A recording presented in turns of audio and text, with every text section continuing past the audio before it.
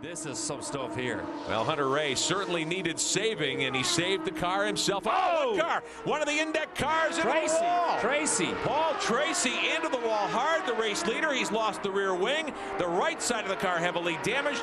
Caution for the first time tonight. A huge impact for the. You okay there, buddy? Oh. Yeah. Paul Tracy indicating he's injured. No. Are you hurt? He's moving. He's taking the steering wheel off. He's peeling off his gloves. No, I don't think so.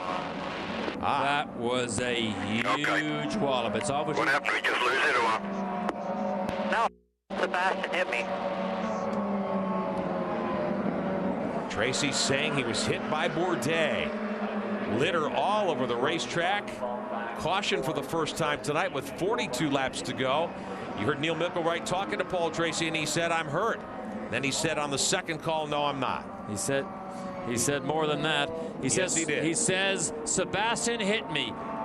Oh, there he did. Is. Oh, man. He gave him the chrome horn going down into turn 3. Bourdais with a huge lump. Now, what's the impact here? This is 200 miles an hour. What's this? Boom! Turns the car almost up on its side. And as Tracy correctly said, I won't say it like him. Yeah, that hurt. Sebastian Bourdais, our championship leader, just wallops into the back of our leader, Paul Tracy. Bourdais with damage. You can see it there on the front of the one car. There it is. That is Tracy's tire right there. The nose cone scuffed hard. Wow. And it didn't look, Derek, as though Tracy had backed off or anything like that. Let's have a look. We've got an onboard view from Oriol Servia, who was running third at the time. So Servia's watched this show pretty much all evening. This is going down after turn 3. Long, straight, back straight. It all happens in front. There's crash on the right side. You couldn't really see it very well. Servia a little too far back in the shot there to give us a good look. But obviously from our high look down into turn 3, you could see that Bourdais got up under the back wing and probably tagged Tracy in the gearbox. There it is. Look at that. There's the telltale sign. You can't get away with this. And he's got. Oh, look at that. He's got dive planes knocked off. I'm going to slow this down for you. Bourdais is on the high side. Tracy moved up to block him. No. Bourdais now. Remember, this is 200 miles an hour here. Now they're going down the backside. This is into turn 3. Tracy's going to back off slightly. I'm going to slow it down for you. I'm going to stop the video right at the point of impact. Slow it down. We're going to slow it down. Bourdais now, the front wing is like a scoop. A little bit there, a little bit further. Into turn 3. This is above 200. Oh, he goes to the outside. He got the gearbox. Bourdais goes to the outside. There's the point of impact, and he actually hits Tracy's right rear wheel, scoops him up, and then sends him into a spin. I think Bourdais simply misjudged his movement to the outside line.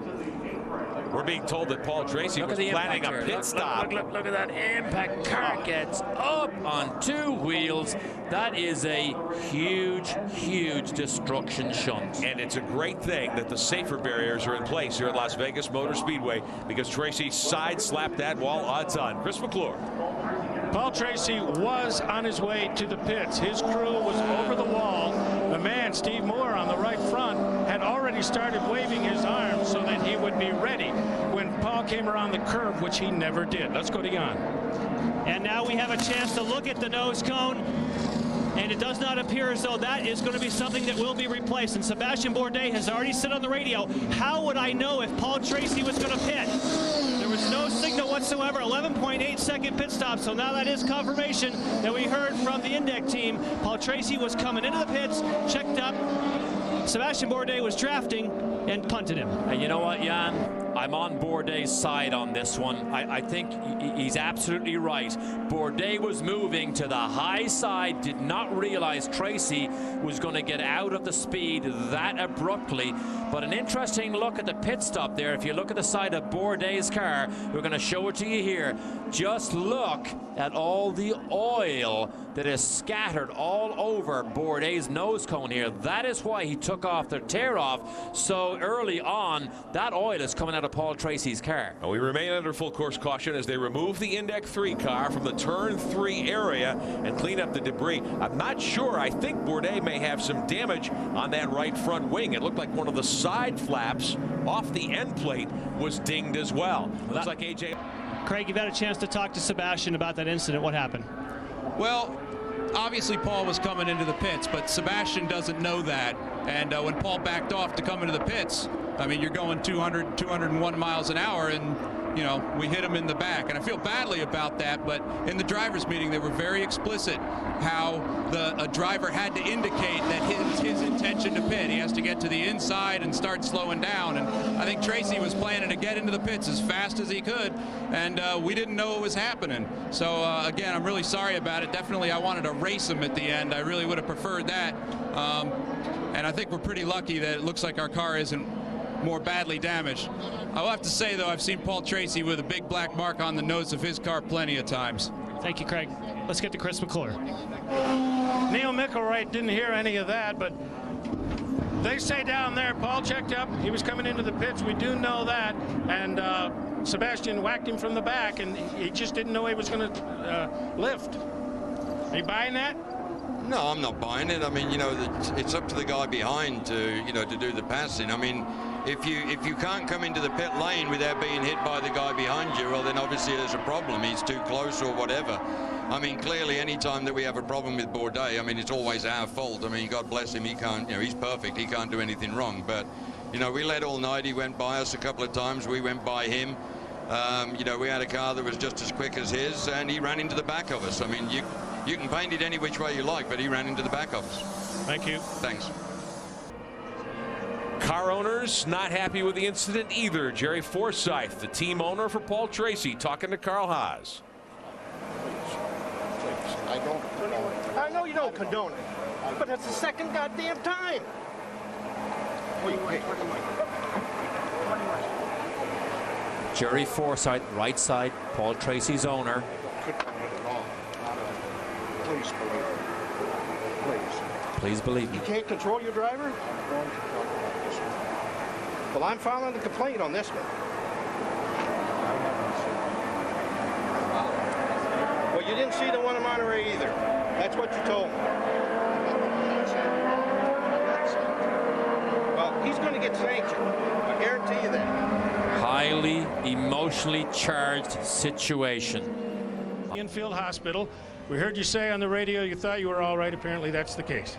Yeah, I mean, I was a bit dazed there. I mean, obviously I hit the wall, you know, about 190 miles an hour. So, you know, frustrating, you know. I don't know what Bourdais was thinking. I was coming in the pits, and they listen to our radio conversations. They know I'm coming in the pits. And they say they didn't. Well, you know, they listen to our radio, so they can say all they want, but, you know, they constantly monitor what we're saying on the radio as we do to them. So they knew I was coming in, and what Bourdais was doing under the white line, I don't know. So, you know, it's a hard hit, and, you know, we come out on the short end of the stick again thanks to Sebastian. Are you struggling to control your anger right now? Because I'll tell you what, Neil Micklewright and Gerry Forsythe have been pretty angry out here. Yeah, I mean, what am I supposed to say? I mean, you know, he keeps doing the same thing all the time, but he seems to get away with it. So I guess it's you know, good for him and bad for me. So it's just disappointing. I'm just frustrated. So, you know, he didn't have the car to beat us tonight. I came from the back to the front in 5 laps, and he didn't have anything for us. So that was the way he had to beat us. We're gratified you're all right. Thank you. Strong words from Paul Tracy. The steam is still rising from the Forsythe pit, as you can well imagine. Neil Micklewright, you're taking or requesting official action. Tell us what you want. Basically, we're going to lodge a protest against Bourdais for everything that's allowed within the rule book. You know, danger, reckless driving, unsportsmanlike conduct, the whole thing. I mean, all year long, we've been having problems with him. He always blames us. Obviously, we got hit from behind. And I've already informed Chamcar that we're going to be lodging a protest, and we'll take it as far as we can. Everything that's available to us in the rule book, we're going to follow through on. Thank you. Thank you. And there is so much at stake in these races. That is why a Neil Micklewright and a Gerry Forsythe take this very seriously. So they choose to go to the rule book. That will put Tony Cotman on the hot seat as to what decision he may or may not make. Now, something as potentially all-encompassing as what we see here. I doubt Tony Cotman is who's very good at making instantaneous decisions. I doubt he's going to make a decision on this on the fly. This may go for days afterwards. You'll review this, or they will review this for quite some time. Bourdais continues. 2 years in a row, but I can already tell by his expression there's more in his mind than just victory today after that contact with Paul Tracy. A fantastic victory. But I know that we have to ask you first about the contact with Paul Tracy. Well, he was blocking, and how can I know that he's going to back off and go in the pits if he doesn't commit like he's supposed to? In the briefing, we were clear about that. We had to commit, put 2 wheels underneath the white line to signify to the driver behind us that we were going to pit. He never did that. So I was right behind him, and when he braked, I had no idea he was going to pit on this lap, and you know, I'm just glad he's all right, but I don't even know how he can be complaining about this one. It's just, I mean, how can I just purposely want to run into this guy at 200 miles an hour? It's just foolish. So it's, you know, I'm just glad this McDonald's car made it through. It was a big mystery to me that we survived that incident, but you know what, sometimes you need a bit of luck. Now tell me, we are joined by Carl Haas. Carl, can I ask you a quick question, because I know you had some words with Gerry Forsythe, and I know he's thinking about lodging a protest. Your thoughts on what happened out on the racetrack? Well, I think Gerry was very upset, which I can understand. I did not see it. They didn't play it on the TV, so I don't think either did Haas. Either did Gerry see it, because they didn't have it on the TV, so I don't know. All right, well, thank you, Carl, and congratulations. Another victory here in Vegas. Thank you. Thank you. Let's get. And we're joined by the Champ Car Vice President of Operations, Race Director, Tony Cotman. Thanks for taking time to come and see us. And you've been embroiled in a little discussion about what happened between Bourdais and Tracy. Tell us about it. Well, the calls don't get any easier, do they? And definitely not. You know, the way I saw it is Tracy had come off 2 there with Bourdais and moved out in front of Bourdais, coming down the backstretch, and Paul was actually intending on pitting that lap. And I made it very clear in the drivers' meeting that you need to make your intentions clear by putting 2 wheels under the white line down the backstretch, which Paul did not do. And from my perspective, they both went into the next corner. Paul was intending on pitting. Sebastian had no idea and ended up taking him out. Have you given that point of view to Gerry Forsythe? Yes, I have. And?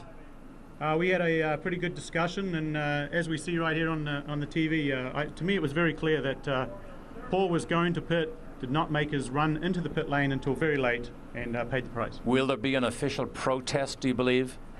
I don't believe so, but you know, I'm on my way back to the trailer now to see what's happening. All right. Well, Tony Cotman, thanks for taking time to talk to us about that. A very difficult decision, I'm sure, but pretty clear-cut in your eyes. We appreciate it. Thanks very much. All right. Let's get down.